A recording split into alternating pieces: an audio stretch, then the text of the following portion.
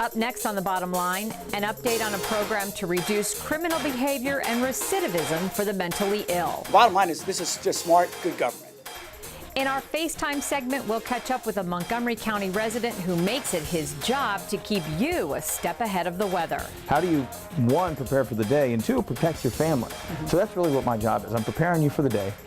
And growing food to end hunger, one vegetable garden at a time. A young Montgomery County woman who's working to make a difference in her community. It makes me feel so happy that I'm helping other people.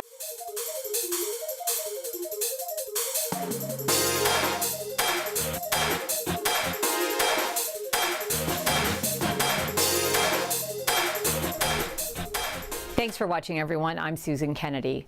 There are hundreds of people with mental illness who are arrested for minor offenses every year, and many times those folks are released without guidance or direction. But a new program in Montgomery County is working to solve this crisis, and the bottom line is officials say so far it's working. On any given day, about 20 to 30% of the inmates at the Clarksburg Correctional Facility suffer from some sort of mental illness.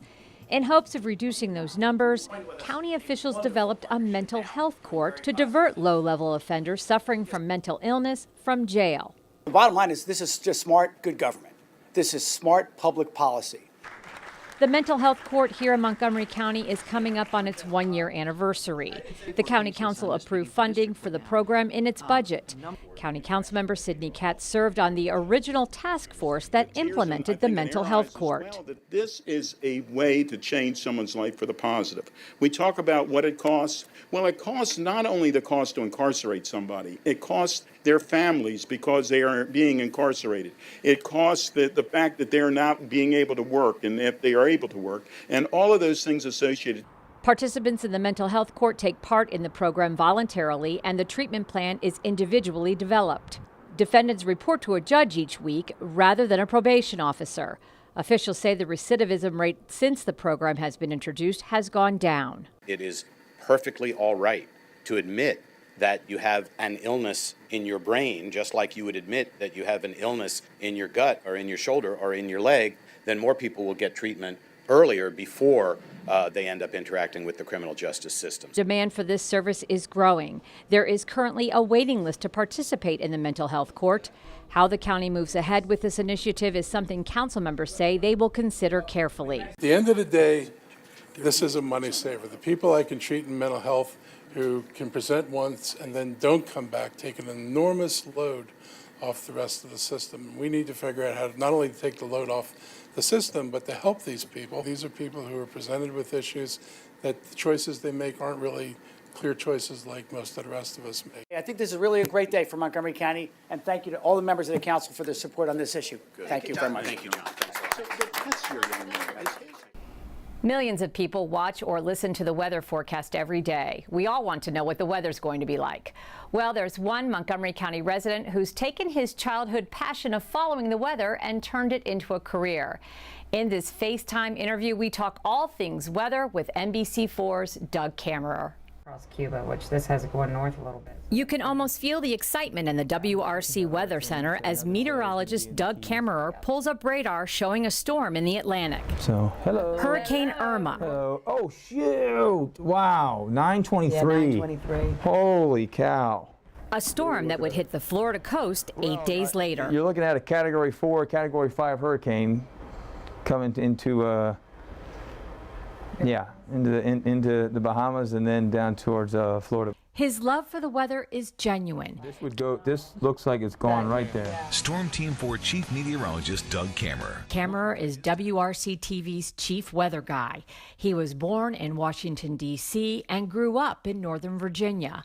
When he was a kid, he remembers not playing video games or watching ESPN. He spent his free time watching the Weather Channel.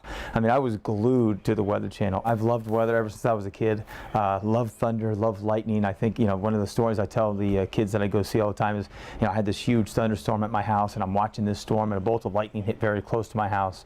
And ever since then, I wanted to know what causes lightning, what causes thunder, why does lightning come first, thunder comes second, why does it snow so much, and why can't the weather guys ever get the amount of snow right at my house? As a high school student, he did a math project and called on his idol, Bob Ryan, for advice. One thing led to another, and the next thing he knew, he was at the station with his predecessor. I called Bob. I always loved weather. I literally called him and said, hey, I'm interested in doing weather. I'm doing a math project. I would like to come in and interview you about that project. And he let me come in. I'm 16. It's the first time on the Beltway. I come into the station. I meet Bob, met Jim and Doreen, walked into the studio for the first time. Bob Ryan actually put me on the green screen to show me what it was like, and I was hooked. Kammerer went on to study meteorology and play baseball at the University of Northern Colorado. His first job out of college was at a station in Macon, Georgia, where he wore many hats. I was the morning meteorologist / co-anchor.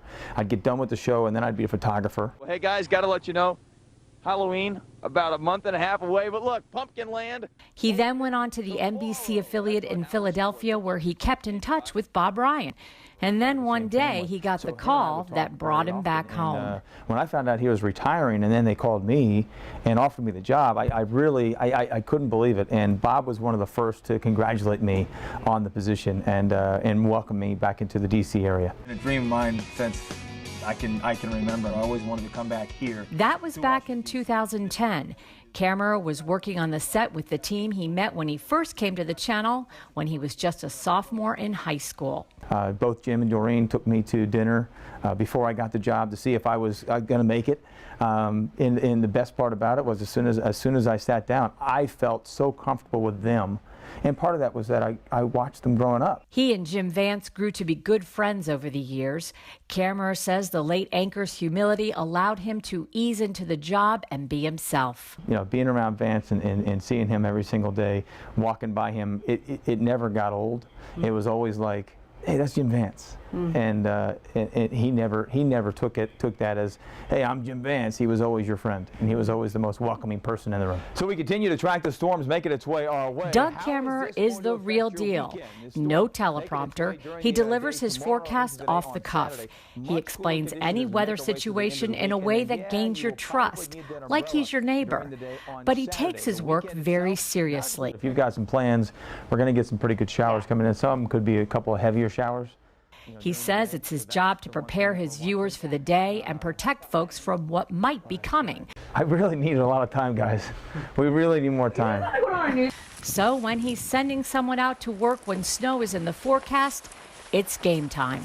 Well, weather's the one thing that affects almost 100% of the people 100% of the time, especially when we have inclement weather. I'm looking at right now with the model data that's coming in. How's the weekend going to be? Making sure that you're ready to go for the rain coming in at 4 o'clock. What should you be taking care of? Do you need the umbrella? Or you've got the clouds coming in? Or do you need the coats? How do you, one, prepare for the day, and two, protect your family? So that's really what my job is. I'm preparing you for the day. A couple of tornadoes. So I don't know if we've got some footage yet out of there. And during his time at WRC, there have been a couple of weather events where he has been put to the test. I think the first thing was the earthquake. And weather, we're not just the meteorologists, we're also the station scientists, because we've studied this kind of thing. So I was the lead on the earthquake when we had it. I was on the air for almost 2 hours straight. And then you've got the hurricanes that have come up over the past couple of years. And then we had the blizzard of 2016. So that's one of those that gets me excited as a meteorologist, but at the same time makes me think a little bit, okay, I've got to really go into protection mode and really help people to get through the storm. Kammerer and his wife Holly live in Chevy Chase with their 2 young children. When they moved back to the area, they chose Montgomery County for its convenience and stellar school system. We came to Montgomery County, my wife and I. Biggest thing was the school systems. One of the top school systems in the country. I came from Fairfax, another top school system in the country, but for us it was ease of getting to work.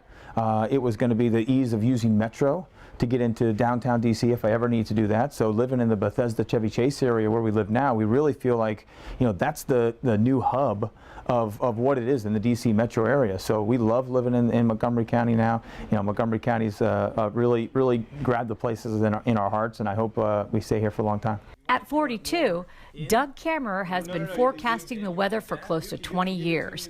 And with any luck, folks will be able to watch him for years to come. From the Storm Center, I'm Storm Team 4 Chief Meteorologist Doug Kammerer. A community garden can do a host of things: improve diet, feed the needy, and strengthen relationships. And that's exactly what one young Montgomery County woman started in her community garden, and in doing so learned about herself along the way. Tucked away behind St. Mary Magdalene Church in Silver Spring is a charming garden that's flourishing. And is this parsley, Italian parsley? Yes, it is. Okay. The force behind this community garden is 16-year-old Asia Parrott, That is zucchini. a rising junior at Kennedy High School. And the peppers, talk about those peppers. You picked a couple of peppers this morning. So we only picked one pepper from that, but peppers are easy to grow. They're not that challenging. She planted the garden as part of her Girl Scout Gold Award. But in the meantime, she's hoping to teach others about nutrition. So many kids have diabetes now because they're eating junk food.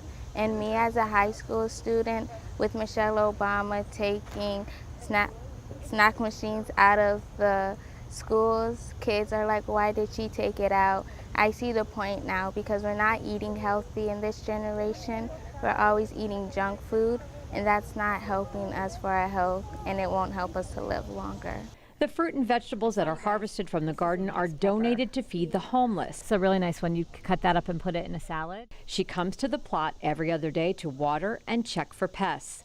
She's had a lot of support along the way from family members and other Girl Scouts. Tell me about the reward that you're getting from all of this. It makes me feel so happy that I'm helping other people, and especially at a young age, showing them how to do a garden. I had a class and I showed them all how to do a garden. They were just so amazed at how beautiful the vegetables is and the plants, and they didn't know that you can grow it in your own backyard. You don't have to go and get it from the grocery store all the time. Her dedication to the garden has even inspired her to write a cookbook and grow to like some of the vegetables she was not even sure about. Squash, because I'm not a favor of squash, but it depends on how you cook it, and naturally grown, it tastes so good.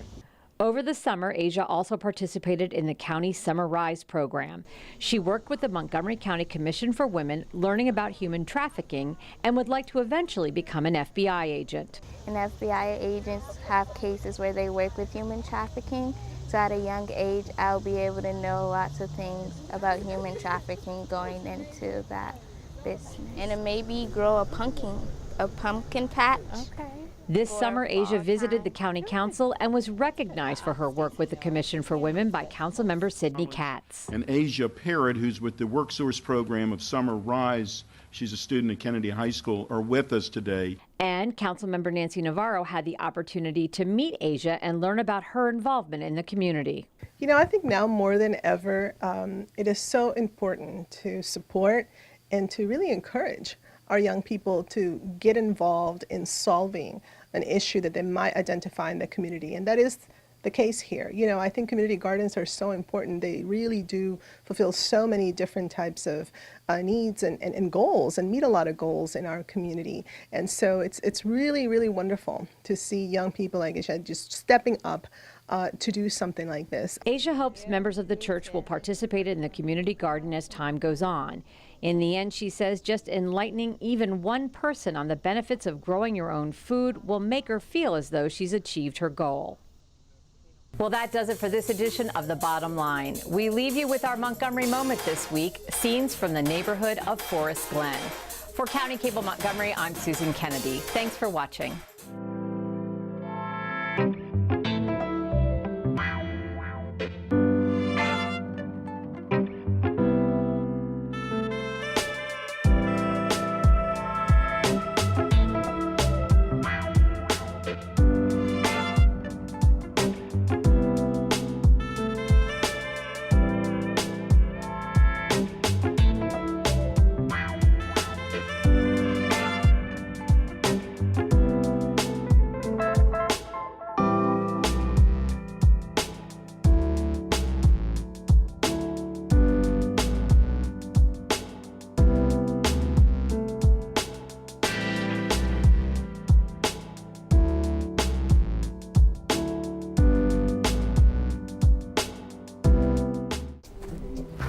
throw away money on wasted electricity, you're throwing away everything you could have bought with it. Saving energy saves you money.